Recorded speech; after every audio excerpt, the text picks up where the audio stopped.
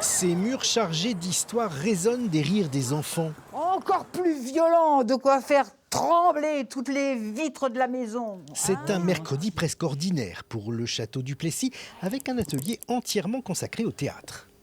Vous sentez bien ça? Car le théâtre, c'était la vocation première de cet espace dédié à la création et à la diffusion. Aujourd'hui, son metteur en scène n'en est plus le seul maître, car le Plessis connaît de profonds bouleversements. Sa gestion n'est plus collégiale, associant artistes et public, mais ce n'est pas le seul changement. On n'est plus dans la recherche de public qui vont venir à 20h et repartir 1h30 après, et on se dépêche vite de fermer les portes et les lumières pour rentrer à la maison, nous. Mais d'accueillir ici des usagers qui font usage du lieu, ça veut dire qui se l'approprient. Donc pour nous, le plus important, c'est que les gens viennent ici pour passer un moment de vie. Des rencontres, des moments partagés autour de la culture, de ce patrimoine exceptionnel et aussi de ce beau parc de 2 hectares, avec non plus une, mais 2 saisons artistiques. Une saison intérieure qui est plus d'hiver, qui court du 1er novembre au 30 avril.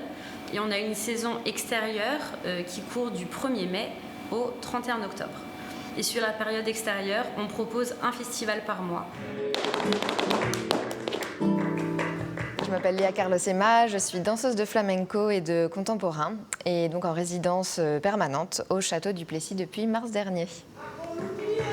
Au Plessis, on soigne les artistes, tous les artistes, qu'ils soient peintres, musiciens ou comme ici danseurs. Et certains d'entre eux se voient même offrir un lieu de résidence permanente pour travailler leur création. C'est bien d'avoir un endroit où on peut répéter, où voilà, on peut être dans notre bulle, mais parfois on a besoin aussi d'autres choses.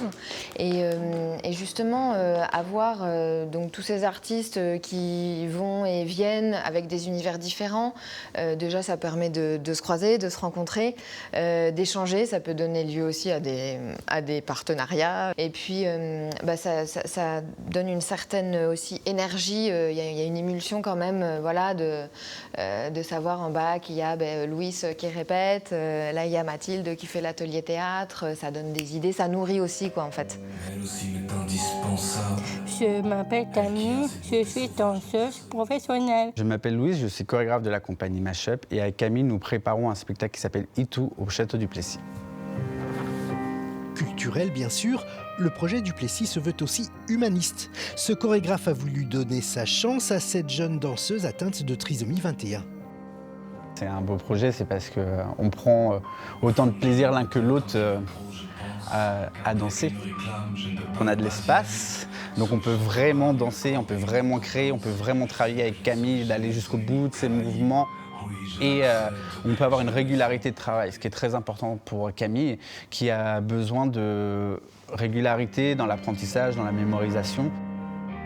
Elle est payée comme moi, et comme n'importe quel artiste, parce que c'est une artiste avant tout. Leur spectacle sera présenté au cours du printemps prochain. Et en attendant les nombreux festivals d'été, rendez-vous pour les festivités d'intérieur, un samedi sur 2 à partir du 15 janvier.